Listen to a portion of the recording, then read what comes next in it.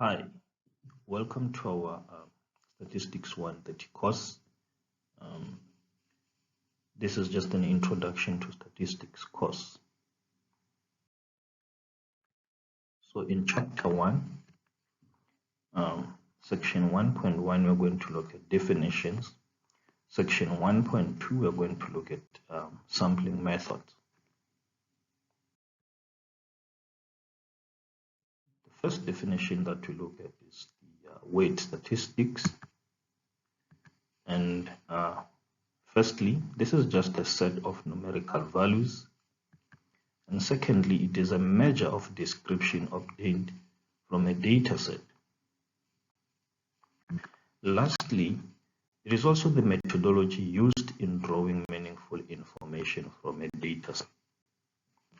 And a data set itself is just a set of values or responses obtained when gathering information on some issue of interest.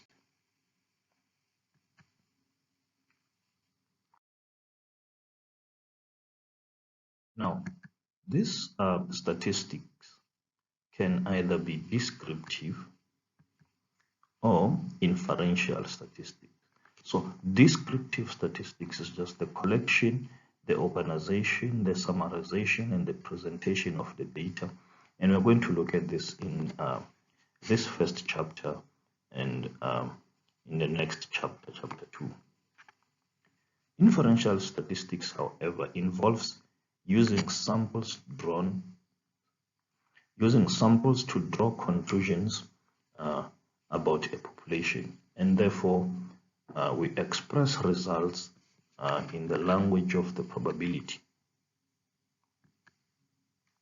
We're going to look at this in chapters 7 and 8.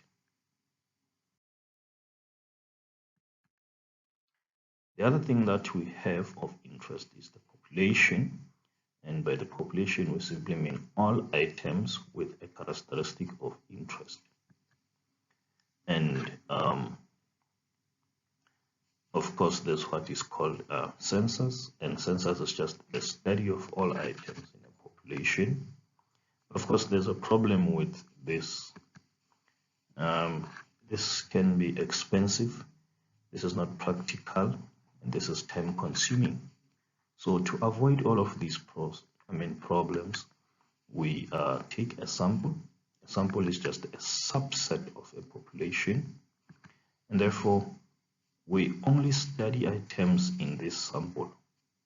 So everything that we actually extract from the sample, we then generalize it into the whole population. So this kind of process or method is what is referred to as the inferential statistics. Okay. We have also the statistic as well as the parameter. So measures coming from samples are called statistics, and measures coming from populations are called parameters. This is very important. So we have a statistic, which is just any measure from a sample. Parameters are measures from a population. So in the second column, we have measures coming from samples, and in the third column, we have measures coming from the population. So the mean is denoted by X bar for the sample, while it is denoted by mu for the population.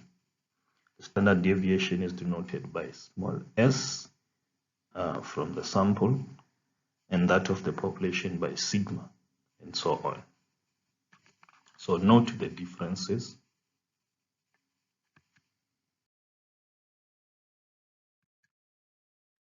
So the population, here we have the average weight of an elephant in RSA. So you notice that this is just the average of elephants in RSA. So it's all elephants in RSA. And Second example is just the average weight of only 30 elephants. So we don't have 30 elephants in RSA. So this becomes therefore a sample rather than a population. So the measure here is just the average from the population. That is what we are interested in. And in the second case, it's just the measure of weight from 30 elephants. So it becomes a statistic. So we denote that from the sample by x bar and that from the population by mu. Here's a second example from the population. So the proportion of students at UKZN that have a bank account. So it's a proportion of all those students. Okay.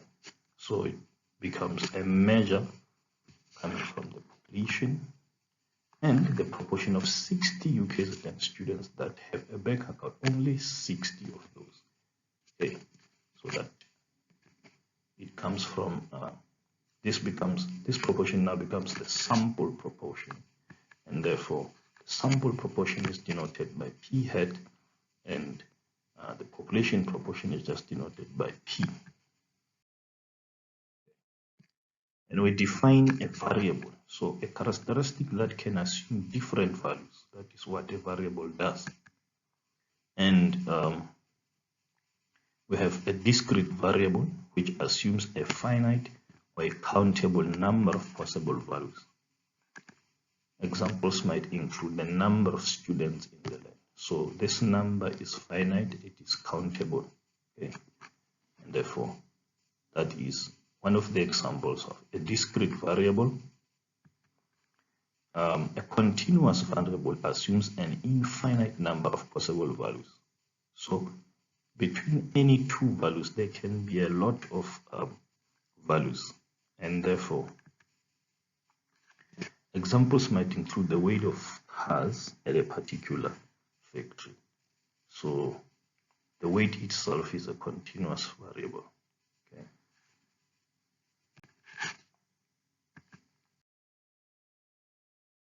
Here are my examples. The number of car accidents. So car accidents in an intersection. So this is going to be a countable number of those. Okay. So it is discrete because we got distinct different numbers of car accidents at an intersection. The weight of fish, the weight itself is just a continuous variable. Okay, so just become the time it takes to complete a marathon. Now the time is going to be continuous again. Okay, and the flavors of milkshakes. So these are just different flavors. Okay, so they are distinct, they are not mixed together or something. So for that reason, these become discrete. We also classify variables according to their measurement scale. So whether a variable is qualitative or quantitative.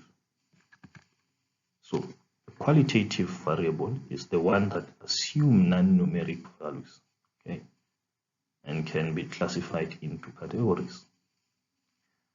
But a quantitative variable is the variable that assumes numeric values. So it is going to be a count or a measurement.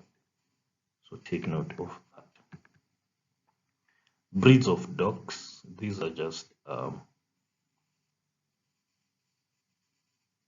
categories of breeds of dogs, and they cannot be associated with any numeric value.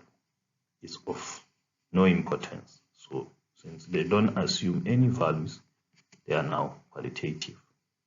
And quantitative variables, examples might include weight of all dogs. So the weight has got to be a number, and therefore once it is a number, variable is now quantitative. Okay. Yeah, examples. Different holiday destinations. These destinations are going to be names, of course, and therefore that tells you that this is nothing else but the qualitative variable. Length of stay, so length is going to have to be a number, and therefore that becomes a quantitative. A response, never, occasionally, often. These responses here, of course, are not a number, and therefore they are qualitative. Okay. Also, the actual volume of soda in a 350 ml of can of soda. So the actual volume, of course, is the number itself, and therefore this is going to be a quantitative. Okay. So this measurement scale, the qualitative and the quantitative, can further be classified into either nominal or ordinal scale, or interval or ratio. So what I'm trying to say is that if a variable then is qualitative, it is going to be either nominal or ordinal. And if it is quantitative, it is going to be either an interval or ratio scale. So let us look at the nominal scale. So remember, it needs to be a qualitative first before it can either be nominal. So it is now nominal or either ordinal. Once it's qualitative, it's going to be either nominal or ordinal. So the properties of a nominal scale, here we need data that can be put into categories. So a variable has to be or have data that can be put into categories, and there is no natural order to these categories. So categories cannot be ranked one better than the other. Okay. And examples, of course, include the profession. Someone is a teacher, someone is a doctor, and so forth. So that profession does not require any ordering. Okay. But it can be put into categories, of course. Brands of bread, they do not need any kind of ordering, but of course brands here can be put into categories. The gender itself also does not require any type of some order, but of course we have a male and a female, and these can be categories. Okay, so none of those can be ranked one better than the other. Okay. And the ordinal scale itself, and it tells you that this has got something to do with order.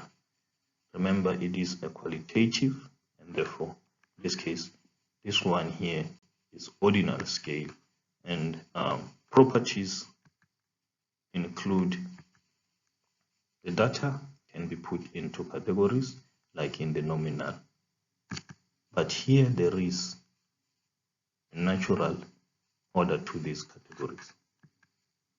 So categories can be ranked one better than the other.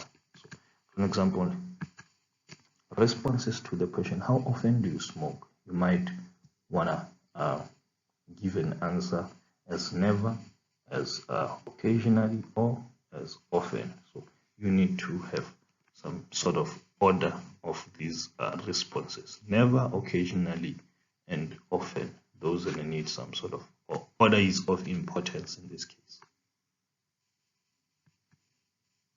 Grades, because you don't want to mix up grades from B, C, D, and then you go A, then you go something else. Okay, so you need to put grades in some order.